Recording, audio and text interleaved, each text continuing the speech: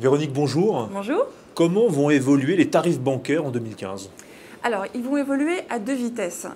Les tarifs de base pour les services bancaires les plus usuels ne vont pas progresser fortement.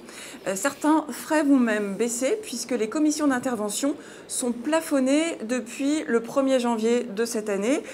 Donc, ce sera évidemment encore le cas l'année prochaine. Ces commissions d'intervention, ce sont les commissions qui sont prélevées lorsqu'on fait un paiement sans la provision nécessaire. Donc, ces frais de base progressent peu. Par contre, il y a de nouveaux services qui jusqu'à présent étaient gratuits, qui vont être tarifés désormais. Alors par exemple, la Société Générale, qui était une des banques qui ne facturait pas la tenue de compte, va la facturer à partir de 2016. Mais elle l'a annoncé dès cette année.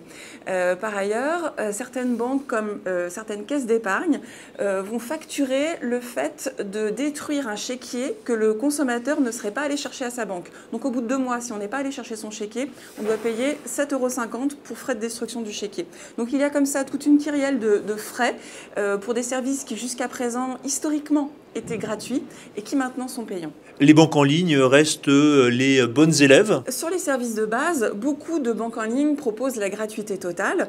Par contre, sur les services à valeur ajoutée, elles ont des tarifs qui sont tout à fait comparables, voire supérieurs à certaines banques en dur.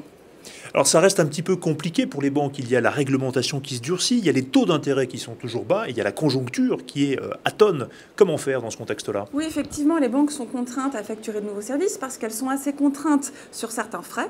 Par exemple, le chèque est gratuit, ça c'est inscrit dans la loi. Par exemple, les commissions d'intervention sont désormais plafonnées et ça c'est également inscrit dans la loi. Donc il faut trouver d'autres frais. Et pour les banques, c'est nécessaire car elles sont par ailleurs sous pression en termes de taux très bas, ce qui réduit leur marge. Et puis, il y a la concurrence des banques en ligne.